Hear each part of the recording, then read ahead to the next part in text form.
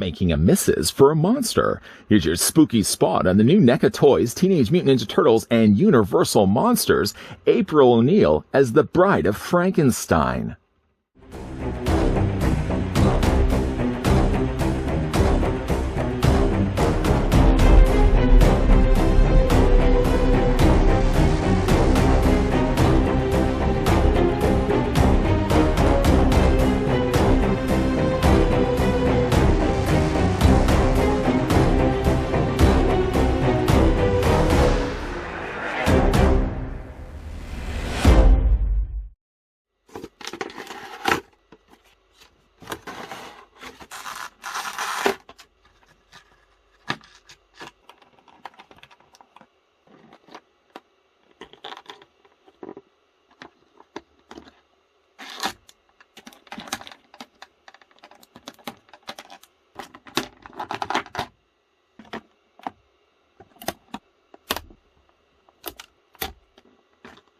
Ripped from the headlines, NECA is releasing a new Universal Monsters and Teenage Mutant Ninja Turtles action figure starring intrepid reporter April O'Neil. This continuing line pays tributes to the world's most famous turtles and Universal's icons of horror. April as the Bride reimagines Judith Hoag's April O'Neil as the Bride of Frankenstein in a terrifying mashup, electrifying exposés, shocking news stories. It's journalism that really goes for the jugular. WTRL's only reanimated reporter digs up the dirt with full complement of accessories and never misses a deadline. April's the kind of gal you'd want to have around your arm, providing your arm is still attached to the rest of your body. Before we get a closer look at the Bride of Frankenstein, April O'Neil, I'd like to thank the folks over at NECA Toys that did provide this sample that we could have a look at in this review. I don't know why I had to get so scary there for a second. Taking, though, the tape measure, which as far as I know is not haunted. Sometimes I hear voices coming from it, but I think it's actually just it clicking. Unless it's clicking, it's trying to tell me something. Are you trying to warn me? Okay, that's not. Taking the tape measure, though, to the very top of April O'Neil's head, the figure stands about 6 3/4 of an inch tall, or she's roughly 16.5 centimeters in height. And to complete the corpse couple, here's what the Bride of Frankenstein looks like next to Frankenstein's monster, Raphael. What a happy couple you gotta imagine they would be. Every time they're around each other, they always have each other in stitches. I'm here all day. Actually, I'm not. I'm only here for the next couple of hours. So anybody that's staying too late into this, I'm going to start turning off the lights. Yes. Other reviews we can also comparisons we can make in this review. Here's also what she looks like next to the original April O'Neil, who unfortunately does have to have a stand with her because she's going to have a little more of a tough time standing. This is also the April O'Neil, the original release one, that had the double jointed knees. Fixing that slightly later and giving us also what seems like a slightly smaller April O'Neil. This was also the Farmstead April. So up to this point now, we've gotten ourselves 3 April O'Neils. Of course, not as gruesome as the one that we're about to have a look at, but all bearing the strong likeness of actress Judith Hoag. So it seems that somebody's been raiding the laboratory again, as the Bride of Frankenstein's April O'Neil comes with quite a lot of things. The first of which we'll look at is the lightning bolt scythe that the figure has. Now, if this does bear some slight resemblance, it's in fact the exact same one that came included with the Raphael. The only notable difference, obviously, between the two is not necessarily the mold, no, but it's actually the paint. Yes. They have actually aged the one that comes included with Raphael and given us a more cleaner version that comes included with April O'Neil. Now, obviously, you could use this one for April O'Neil, but then it would mean that Raph would have one clean side, one dingy, dirty-looking side. Yes, you're going to want to keep these together. Keep them as a couple and keep this one for April O'Neil. I'm not forcing you to do that. You can do really whatever you want. The figure also comes included with a really interesting looking purse. Not that I would carry around purses, but if I did, this would be the kind of purse. Why are we even talking about what kind of purses I would be carrying around? But this is an ideal. I would carry this around as a travel pack. Or side pack. We're not going to call that a purse. But unlike the April we got before, this one doesn't actually open up. So there's no real place to actually take the sigh and slide it in place. And it looks like she's already carrying around something with her. Perhaps the remnants of an old boyfriend. Perhaps also what she's eaten. I don't really know. But either way, there's a little bone sticking itself out the side flap. You can see it's also been padlocked down below. So there's no chance whatsoever that you can be able to get this. This looks like this might also be owned by Leatherface. Look at the way this has all been stitched together. Now, I can't imagine if this is all going to be from the same individual. Maybe this is what's left of the individual after she made herself the purse. But some pretty cool looking stitching, I have to say. Like, look at all that neat detailing that they put to this. The purse also does have a chain, which is also a nice touch that can obviously fit around her head. And then, of course, you can just bring her arm up there and just slide this around, get them around the fingers after all. And now she's got herself a little carrying purse. It's a travel pack. It's not a purse. The figure also comes included when the thing I was the most worried about losing, actually, was this. Would that be a tarantula? I mean, any spider expert would probably tell me down below what exact spider this is. I'm going to guess, go on a limb, and just assume it's a tarantula of the arachnid family. Ooh, I almost thought I was really going to lose this when I was taking this out of the packaging. I wasn't expecting that. I went to pull the weird-looking mice that we'll talk more about in a second, and almost forgot that there was a spider in there. And I almost dropped it on the floor, and I would have never been able to find it. And me even just saying that, I've jinxed the matter. I'm going to put that to the side in a place where I know it's going to be. Moving off, and then looking at the rest of the other accessories. The figure comes included with lab mice. I would be safe to say that these are actually lab mice by the fact that there's something a little off on them. Maybe by the idea that one has been sewn an ear to, and then the other one has an eye. Really interesting accessories. You thought I was going to say really gross. No, they're gross, but they're really, really cool anyways. A little ear on the top of the mouse. I mean, he hears all. Oh, sorry, what? Can you talk into my rat, please? And then, of course, the other one is the eye. The eye, I really like the way the eye's been painted. You can see the dark pupil in the middle, the iris outlined nicely in a very bold line. The only thing that's really missing here is some additional veinage. I would like if they had put a little more veins on the eyes. Not like really not like it was gruesome enough. But the mice themselves are actually really decently detailed. If you can actually overlook the fact that they'd have, I mean, if you look at it from the safe side, the harmless side, they actually look like they're decent looking mice or rats. I guess they would be rats. Long tails, right? Big rats. I don't like big rats. Put those to the side. The figure also comes included. I really like this. She comes included with the WTRI microphone. Not only is it a microphone, but it's also a weather vane. Not only is it a microphone, a weather vane, but it's also a staff. It does everything. It could probably slice and dice too.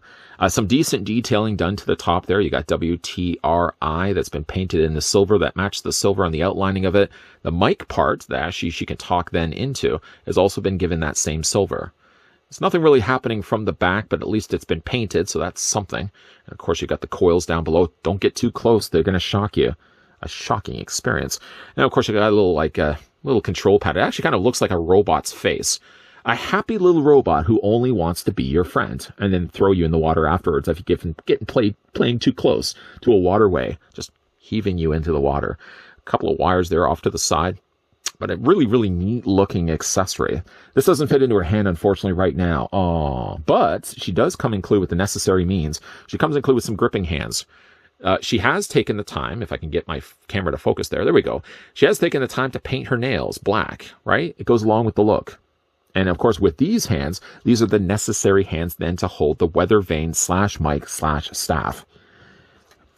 Figure also comes included with an alternate head sculpt.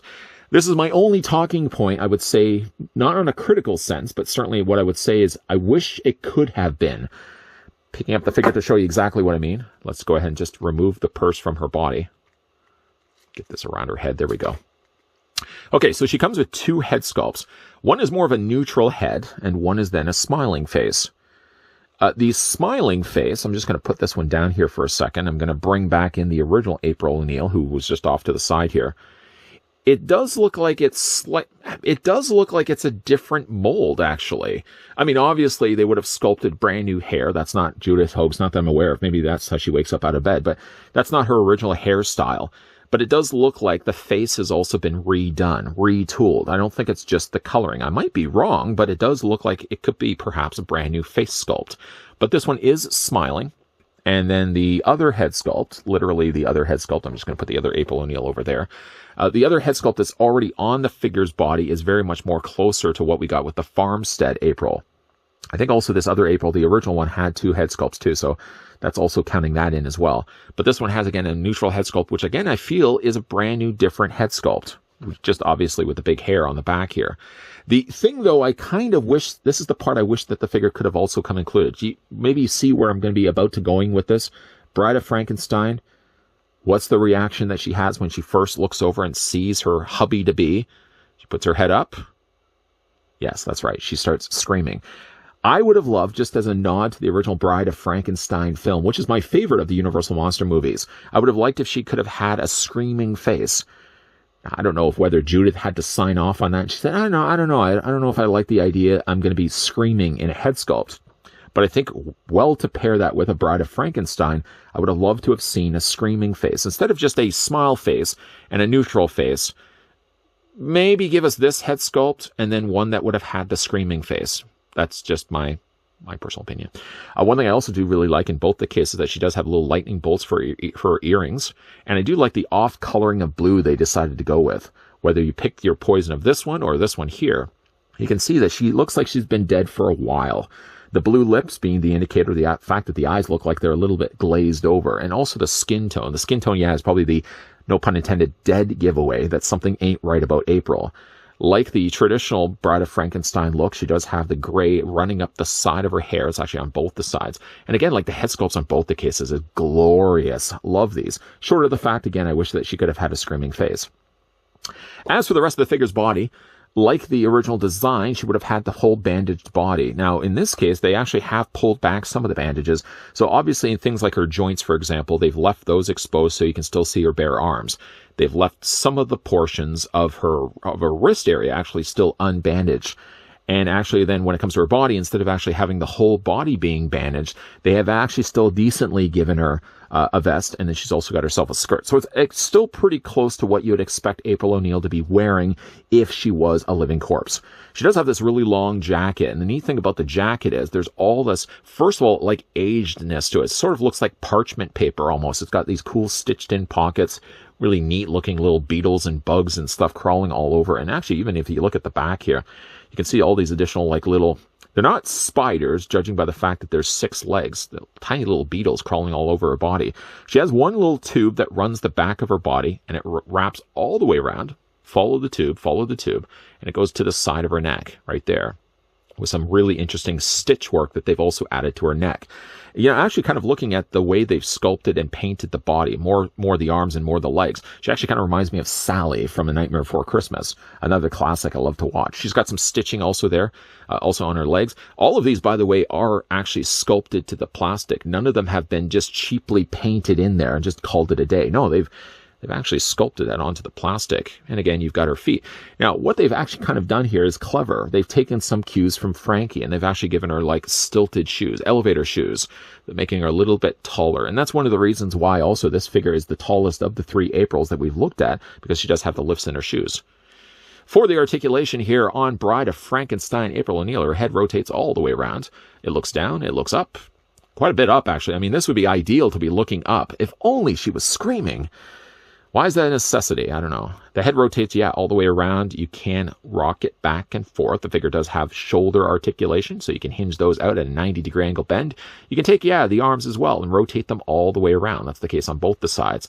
The figure has only, sadly, just a single hinge on the elbow, but that single hinge also allows the forearm to rotate back and forth, and you can rotate the hand also all the way around, hinging that also back and forth. Upper torso still in a ball joint, despite for the fact that she has the jacket and also for the fact that she has the vest, still manages to pull off a ball joint in the upper torso. Legs do split out, although they're going to be a little bit more limited just by the restrictions of the skirting here. You can still move the legs forward and back this way. She has a mild swivel at the top of the thigh. Double hinge on the knee, which actually doesn't actually look as bad here. Just to bring back in the original April O'Neil. I don't know why she was laying down on the job.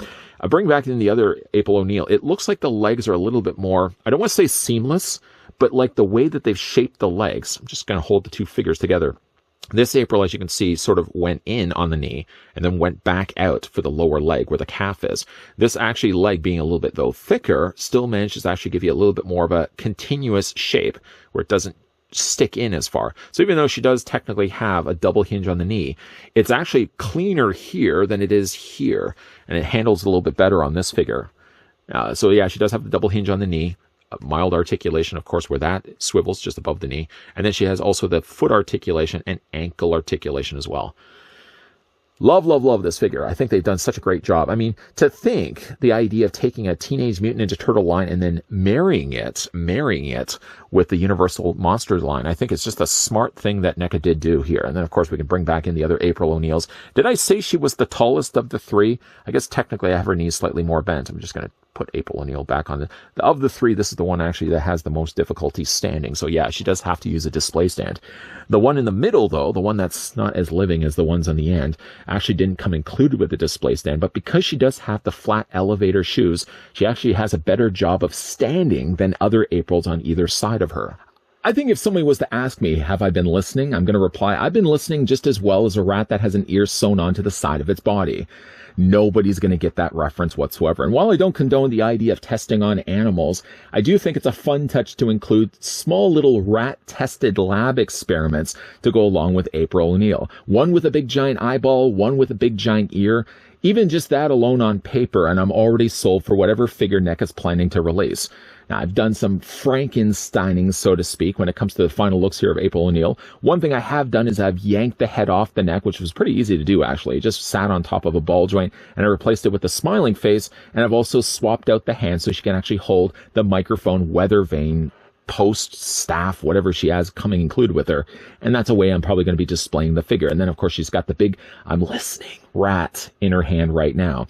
The only thing I would say that would have not fixed this figure, but one thing that certainly could have improved this figure just a little bit, is by including a screaming face. That goes hand in hand, I feel, with the Bride of Frankenstein. It's that iconic scene when she first looks over and realizes, is this the guy I'm going to be marrying? And then, of course, she lets out the reaction to that, which is probably not really what Frankenstein was hoping for.